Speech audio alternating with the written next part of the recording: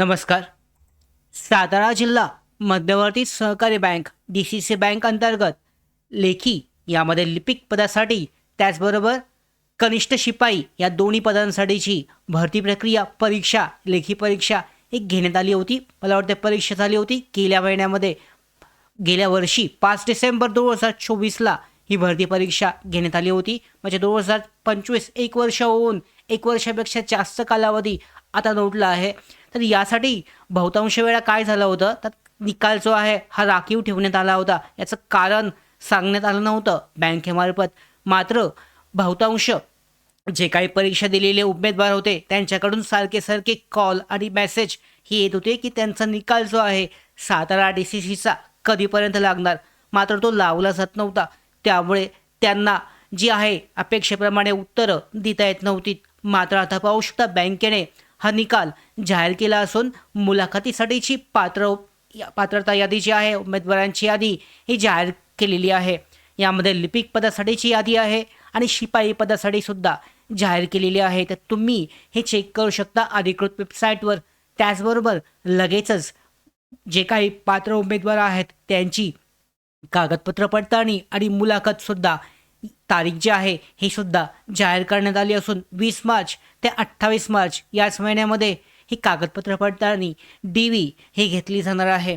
आता कशा पद्धतीने ही कागदपत्र पडताळणी होईल, मुलाखतीसाठी कसं जायचं आहे, काय काय कागदपत्र लागतील, त्याचबरोबर तुमचं हॉल तिकीट जे आहे मुलाखतीसाठीचं कसं डाउनलोड करायचं इंटरव्ह्यूसाठीचं सगळी माहिती या व्हिडिओमध्ये आपण जाणून घेणार आहोत. तत्पूर्वी नोकर भरतीच्या यूट्यूब चॅनलवर जर तुम्ही नवीन असाल तर सबस्क्राईब करून घ्या. त्याचबरोबर बेल आयकॉनला सुद्धा क्लिक करा. माझ्या महत्त्वाच्या अपडेट तुमच्यापर्यंत वेळेवर पोचतील. तर पाहू शकता सातारा DCC बँक 2024-25ला ही भरती परीक्षा डिसेंबर 2024ला झाली होती. त्याच्यानंतर 2025 संपूर्ण वर्ष आणि 2026 आता चालू आहे. 3 महिने म्हणजे जवळजवळ 15 ते 16 महिन्यानंतरनं हा निकाल जाहीर करण्यात आला आहे. तर याचं कारण होतं हा निकाल जो आहे राखून ठेवण्यात आला होता. काहीतरी वादग्रस्त कारण होतं. ते कारणाकडे आपण नंतर बघूयात. पहिल्यांदा निकाल हा जाहीर केला आहे लिपिक त्याचबरोबर शिपाई या पदासाठी पिऊन पदासाठीचा. पात्र उमेदवारांची यादी फक्त रोल नंबरनुसार आहे. यामध्ये अर्ज क्रमांक ॲप्लिकेशन ID नाही आहे, फक्त तुमचा रोल नंबर दिलेला आहे. हॉल तिकीट किंवा ॲडमिट कार्डवर असलेला रोल नंबर तुम्हाला चेक करायचा आहे. तुमचं हॉल तिकीट तुमच्याकडे असेल जेव्हा तुम्ही परीक्षा दिलेली तर तुम्हाला चेक करायचं आहे. आणि दोन्ही पदांसाठी पात्र उमेदवारांची यादी ही वेबसाईटवर उपलब्ध आहे. या पद्धतीने ते डाउनलोड केली जाऊ शकते. या ठिकाणी ती उपलब्ध आहे. पाहू शकता या ठिकाणी या लिंकवर गेल्यानंतर ना तुमचं हॉल तिकीट या ठिकाणी डाउनलोड केलं जाऊ शकतं. त्याचबरोबर इथे ही यादी अशा पद्धतीने दिलेली आहे. शिपाई पदासाठी पाहू शकता रोल नंबरनुसार ही यादी जाहीर केलेली आहे. ॲप्लिकेशन ID नुसार नाही. तर तुमचं हॉल तिकीट डाउनलोड केल्यानंतरनं लेखी परीक्षेचं तुमचं रोल नंबर तपासून तुमचं नाव आहे किंवा नाही, तुमचा रोल नंबर आहे किंवा नाही हे चेक करून तुमचा निकाल जो आहे हा चेक केला जाऊ शकतो. त्याच्यानंतरनं लिपिक पदासाठी स्क्रीनवर संख्या हे दाखवलेली आहे, तुम्ही चेक करू शकता. निकाल तपासण्यासाठी काय करायचं आहे तर अधिकृत वेबसाईटवर लॉग इन करायचं आहे किंवा डायरेक्टली तुमचं रिझल्ट सेक्शन आहे या ठिकाणी मी वेबसाईट ओपन केलेली आहे. त्याची लिंक देतो मी डिस्क्रिप्शन बॉक्समध्ये. त्यावर क्लिक करून तुमचं PDF ओपन केलं जाऊ शकतं. निकाल चेक केला जाऊ शकतो. त्याचबरोबर ज्या उमेदवारांचं सिलेक्शन झालं आहे म्हणजेच यामध्ये सिलेक्शन नाही त्यांचा मुलाखतीसाठी पात्र ठरलेत त्यांना लॉग इन करून त्यांचं व्ह्यू सेक्शनमध्ये गेल्यानंतरनं त्यांना त्यांचे गुण जे आहे गुण पात्रता स्थिती त्याचबरोबर selected for interview not selected for interview असं दाखवलं जाईल. म्हणजे तुमचे जे काही गुण असतील नापास उमेदवाराला किती गुण मिळाले 43 44 जे काय आहे ते त्या ठिकाणी दाखवतील. लॉग इन केल्यानंतरनं तुमच्या ID पासवर्डनी या ठिकाणी लॉग इन करायचं आहे. इथे ID आणि पासवर्ड टाकून लॉग इन केल्यानंतरनं तुमचे गुण या ठिकाणी दाखवले जातील. तर गुण तपासून गुण चेक करून तुम्ही लॉग इन केल्यानंतरनं यामध्ये तुम्ही सिलेक्ट असाल तर दिसेल तिथे सिलेक्टेड फॉर इंटरव्ह्यू. त्याचबरोबर त्याच्या खाली तुम्हाला जे पात्र उमेदवार असेल त्यांना कॉल लेटर म्हणजेच इंटरव्ह्यूचं जे हॉल तिकीट आहे हे डाउनलोड करण्यासाठीचं ऑप्शन दिसेल. ते डाउनलोड केल्यानंतरनं त्यामध्ये मुलाखतीची तारीख मुलाखत सुरू होत आहेत 20 मार्चपासून. शेवटची तारीख म्हणजे 20 ते 28 मार्च दरम्यान असणार आहे. तर तुमच्या जे हॉल तिकीट असेल याच्यामध्ये मुलाखतीसाठीचं त्यामध्ये मुलाखतीची तारीख वेळ आणि ठिकाण आणि सर्व सूचना ह्या दिल्या जातील. तर यामध्ये तुमचं गुणसुद्धा चेक केले जाऊ शकतात. तुम्ही सिलेक्ट असाल तर त्या ठिकाणी सुद्धा चेक केलं जाऊ शकतं. मुलाखतीचं वेळापत्रक आहे 20 मार्च ते 28 मार्च 2026 दरम्यान. तर यामध्ये मुलाखतीमध्ये उमेदवाराचा रोल नंबर असेल, मुलाखत तारीख असेल, ज्या दिवशी असेल त्या दिवशी 15 मिनिटं अगोदर तुम्हाला पोहोचावं लागेल, नाहीतर गेट बंद होईल, अशा पद्धतीच्या सूचनासुद्धा यावर असतील.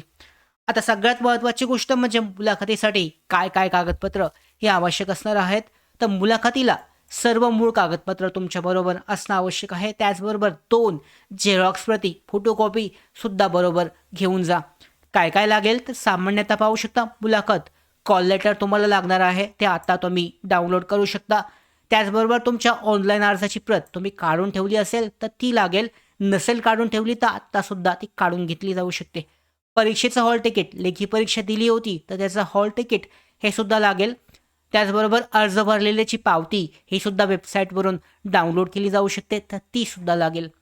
त्याच्यानंतर ओळखीचा पुरावा काय लागेल तर आधार कार्ड, मतदार ओळखपत्र, voter I D, passport, driving licence किंवा पॅन कार्ड. तर पॅन कार्ड आणि आधार कार्ड या 2 गोष्टी असल्या तरी चालणार आहे. शैक्षणिक कागदपत्र, लिपिक पदासाठी 10वी मार्कशीट प्रमाणपत्र, 12वी मार्कशीट प्रमाणपत्र, पदवी मार्कशीट प्रमाणपत्र, पदव्युत्तर असल्यास ते सुद्धा आवश्यक आहे. त्याचबरोबर शिपाई पदासाठी 10वी मार्कशीट आवश्यक असेल. अतिरिक्त शैक्षणिक पात्रता असल्यास ती सुद्धा महत्त्वाची होती, त्या कारणामुळे ती सुद्धा बरोबर घेऊन जायचं आहे. MSCIT समकक्ष टायपिंग, लघुलेखन, संगणक किंवा अन्य कोर्स असतील यामध्ये दिले होते, DGCA असेल, TCC असेल, त्या पद्धतीचे जे काही बँकिंग क्षेत्रातले तुमचे प्रमाणपत्र असतील, अनुभवाचे प्रमाणपत्र असतील, ते सुद्धा बरोबर असणं आवश्यक आहे. त्याचबरोबर तुमच्या नावामध्ये बदल असेल तर जन्म प्रमाणपत्र, 10वी प्रमाणपत्र, लग्नानंतर तुम्ही अर्ज केला असेल तर त्यासाठीचं प्रमाणपत्र सुद्धा लागेल. प्रकल्पग्रस्त असाल तर प्रकल्पग्रस्ताचा दाखला, खेळाचं प्रमाणपत्र असेल तर ते सुद्धा आवश्यक असेल.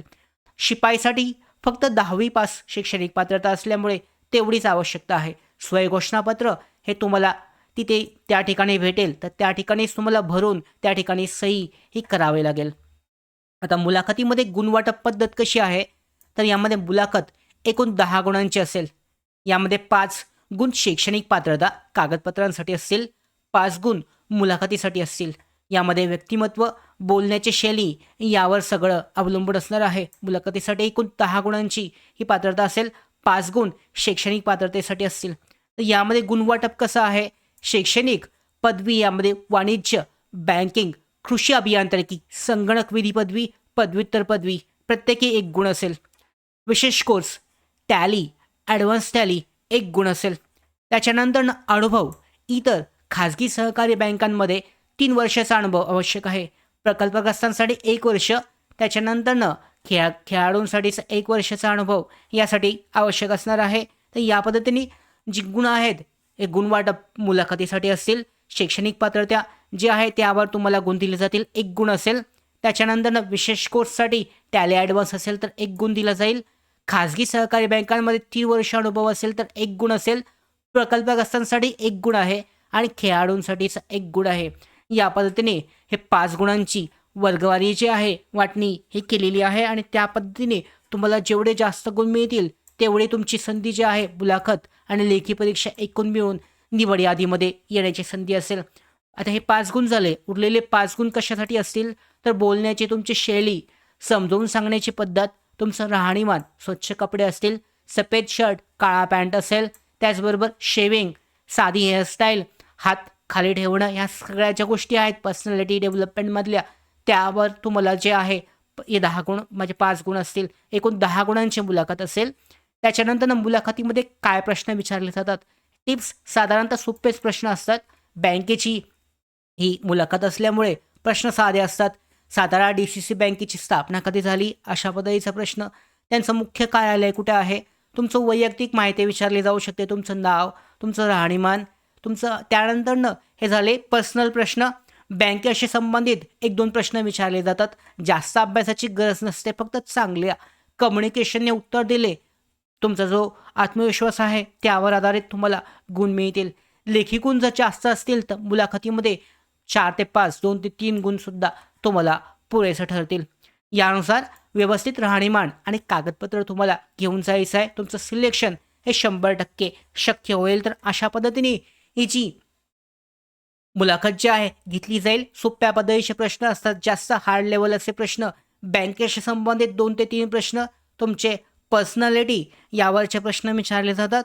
त्याच्यानंतर हे 5 गुण त्यावर आहेत आणि 5 गुण तुमची जी शैक्षणिक पात्रता आहे, तुमचं विशेष कोर्स आहेत, तुमचा अनुभव आहे, यावर आधारित हे गुण दिले जातात. अशा पद्धतीने ही 90-10चा जो पॅटर्न आहे, माझी 90 गुणांची ही झाली लेखी परीक्षा, त्यामध्ये मिळालेले गुण आणि 10 गुणांची ही मुलाखत. आता या 100 गुणांपैकी एकत्रित करून शेवटी मुलाखतीनंतरनं पात्र उमेदवारांची निवड यादी ही जाहीर केली जाईल. अशा पद्धतीने ही संपूर्ण निवड प्रक्रिया आहे. एक गोष्ट या ठिकाणी खटकते की जो निकाल जाहीर केला आहे DCC बँकेचा, सातारा DCC बँकेचा, फक्त रूल नंबर दिलेली आहेत.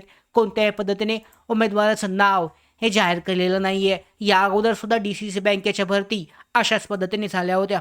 आता यानंतरनं यावर आळा घालण्यासाठी शासनाने त्याच्यानंतरनं नवीन जो नियम काढला होता, नवीन शासन निर्णय जारी केला होता, त्यानुसार सगळ्या भरती प्रक्रिया ज्या आहेत TCC यामध्ये TCS IBPS किंवा यामध्ये MKCL आहे यांच्यामार्फत घेण्यात याव्या. तर या अंतर्गत आता ज्या काही भरती प्रक्रिया नवीन DCC बँकेच्या निघत आहेत, 2026 असेल त्याच्यानंतरच्या, त्या सगळ्या TCS IBPS यांच्यामार्फत घेण्यासाठी बंधनकारक करण्यात आलं आहे. त्यामुळे अशा पद्धतीचा जे काही निकाल जो जाहीर केला होता तो आता यापुढे आपल्याला पाहायला भेटणार नाही आहे. सातारा DCC बँक मात्र हा जुना 2024-25च्या या भरतीचा निकाल असून तो अशाच पद्धतीने असणार आहे. मुलाखतीसाठी जे पात्र उमेदवार आहेत त्यांच्यासाठी मुलाखतीसाठी खूप खूप शुभेच्छा. आणि त्याचबरोबर अशा ज्या महत्त्वाच्या अपडेट आहेत भरतीबाबतच्या आपण वेळेवर देत असतो, या सगळ्या मिळवण्यासाठी नोकर भरतीच्या यूट्यूब चॅनलला सबस्क्राईब करा. धन्यवाद.